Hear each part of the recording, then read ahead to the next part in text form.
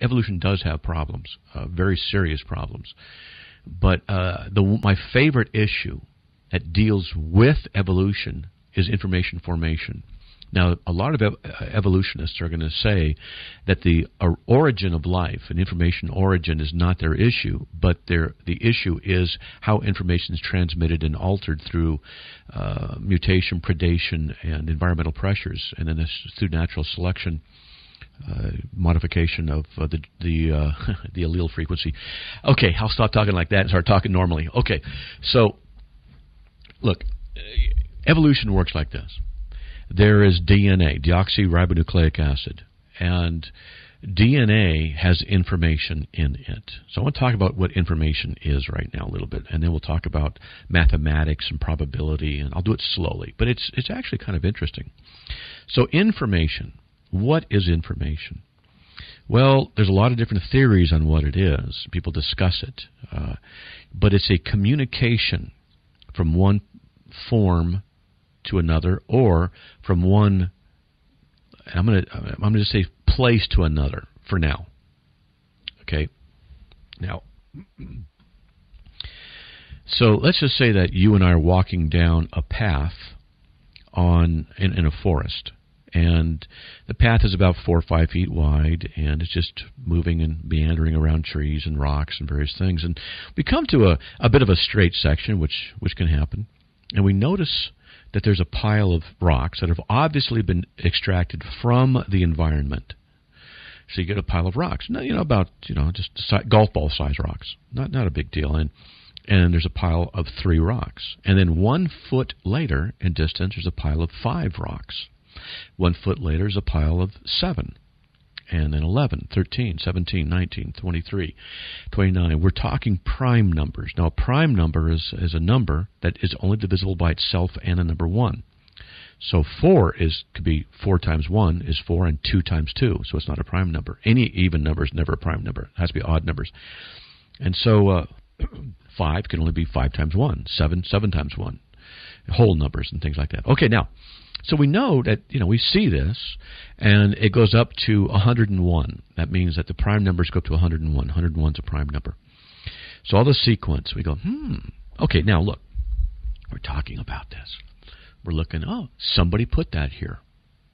Would it be rational to say that these piles of rocks, which happened at equal distances, happened by random chance? And the answer is, well, of course not.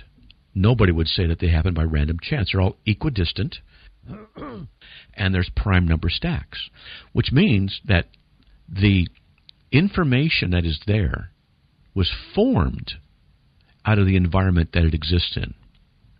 So we have the path, we have the forest, and obviously someone has taken rocks, little pebbles, extracted them from the environment around there and placed them in a pattern every foot of prime numbers only. Obviously, an intelligence has done this. We would not say that the squirrel staring at us from the branch has done it, or a deer that's off someplace listening to us or whatever has done that. We wouldn't say that. Obviously, there's an intelligence involved, and we know that because we recognize there's information. Information being a series of prime number stacks every foot. Okay, now that's interesting. Now, so we have no problem saying, someone arranged it. Not a problem at all. So what we're doing is we go to the moon. We suddenly, technology's increased, and 10 years later we're walking on the moon. Okay, whatever. And we come around this big boulder, and what do we see?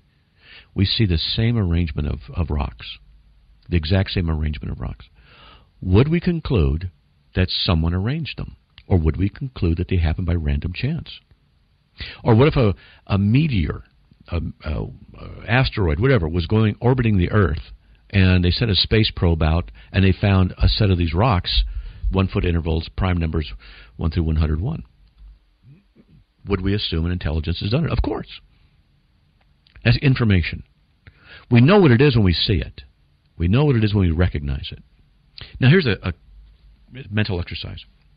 What I'm going to do right now on my piece of paper here is I'm writing the letters C, A, T, cat.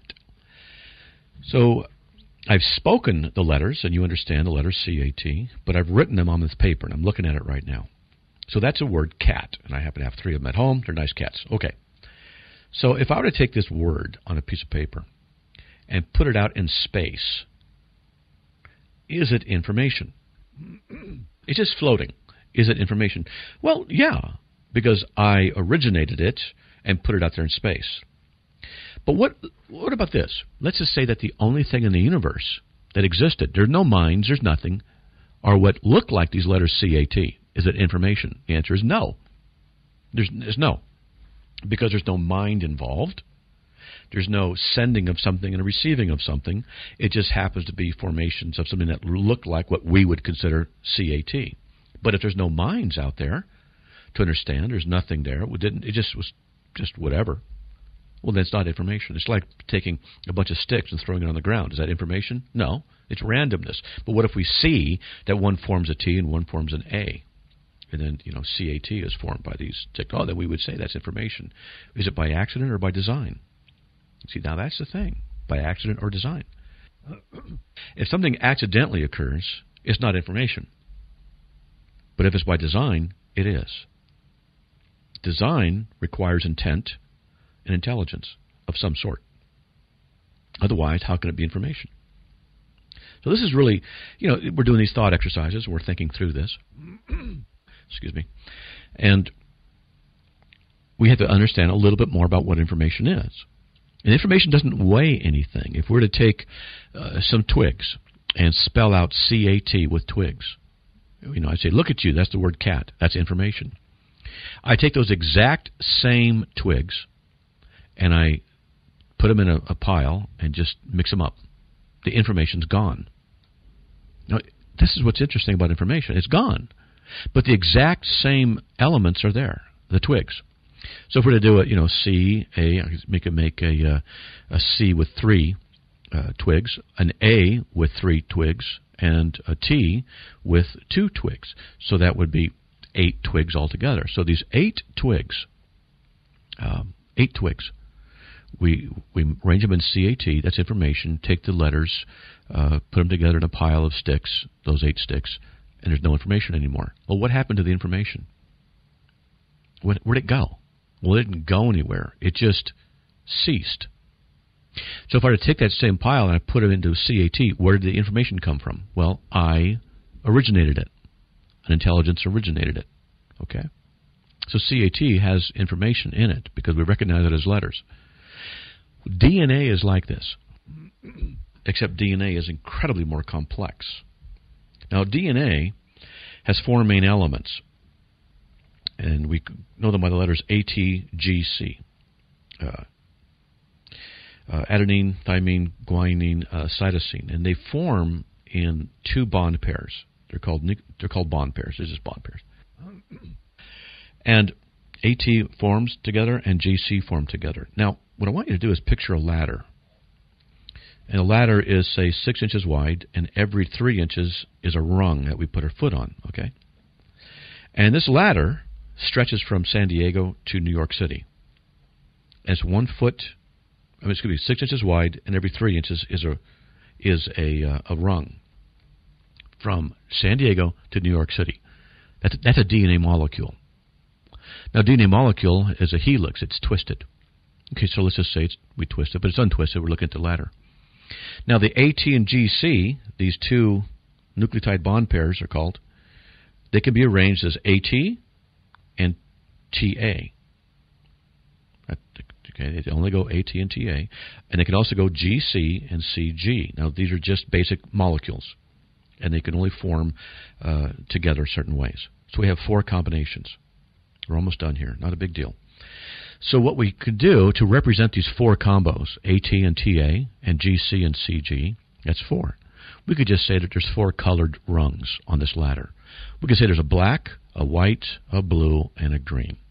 It doesn't matter which one represents which. It doesn't matter because that's just the issue of mathematics, of representation here. That's how many rungs we've got to work with. Now we have these 4 rungs. One's black, one's white, one's blue, one's green, basically. And we're going to take these. It's all we have to work with are these 4 rungs. what we have to do is arrange the rungs along that entire ladder from San Diego to New York and form information. Now, if it's the only thing that exists, is it information? No.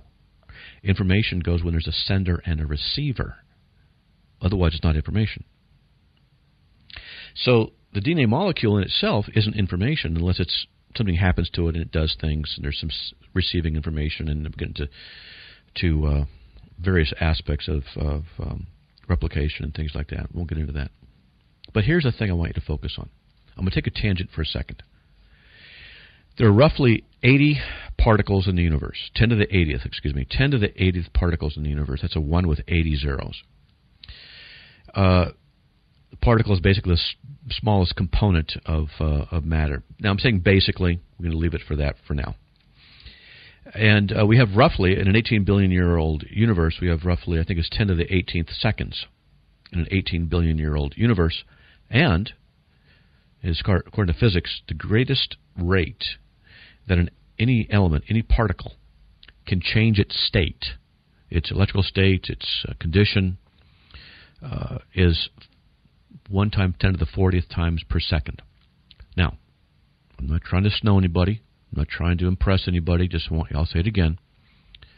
The maximum number of particles in the universe, and this is a high number, 10 to the 80th. Maximum number of seconds in the universe, 10 to the 18th. Maximum number of times a particle can change its state, 10 to the 40th power. You add them up together, you get 10 to the 132nd power. That means that the maximum number of possible events in the entire universe, that would, if it were 18 billion years old, in all the universe, everywhere, for all the atoms, everywhere in the entire universe, and all the millions of galaxies were to be changing their state at 10 to the 40th times per second, the maximum number of events that could have occurred in the entire universe is 10 to the 132nd power. 10 to the 132nd power. It's called the universal probability bound. The maximum number of theoretical events, period, that can occur in the universe. Like, that's an incredibly high number, isn't it? So just picture every particle in the universe for 1 second changing its state. That would be 10 to the 80th times 40 times. I mean, we're talking 10 to the 120th events. But do it for 18 billion years, and that's what you get, 10 to the 132nd power. When you take the DNA molecule and you take a look at it, you realize that the nucleotide bond pairs, these little elements that are bonded together, AT and GC, there is no reason for them chemically to be bonded in the order that they are along this ladder, the DNA molecule.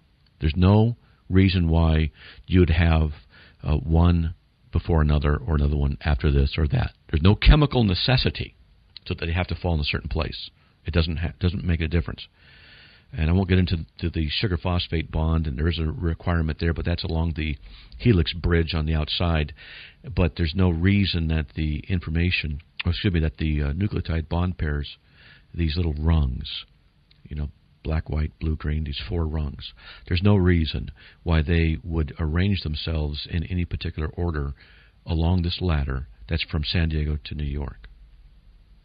But in order for them to have information, they have to have an arrangement. And this arrangement can't just be haphazard. There's a very incredible specificity to the DNA molecule information structure. If we were to have 100,000 rungs, which is super, super, super small in a DNA molecule, in order to find out its mathematical relationship, you have to do what's called permutation. I'm almost done here, folks. You just take 100,000 times 999,999 times 900,998 down to 1. That's the number of mathematical probability that a rung ladder like that, DNA molecule, would arrange in any particular way by randomness. And that's only with 100,000 rungs. I can't even find a calculator that goes high enough to calculate that value. It's so far beyond 10 to the 132nd power. I've heard 10 to the 20,000, 10 to the 40,000th power. It can't happen. It's impossible. It can't happen. There is a designer behind the information structures in DNA. There's no possible way that DNA happened to form by itself in a particular order. And we haven't even talked about the necessity of another formed bit of code that's the reader of that information. It's a whole other probability problem. We call this abiogenesis, the problem of abiogenesis mathematically. It's just impossible. It is impossible. It can't happen. But evolutionists believe it. They believe it happened by random chance. They do. And they say that we Christians have great faith without the evidence. Wow.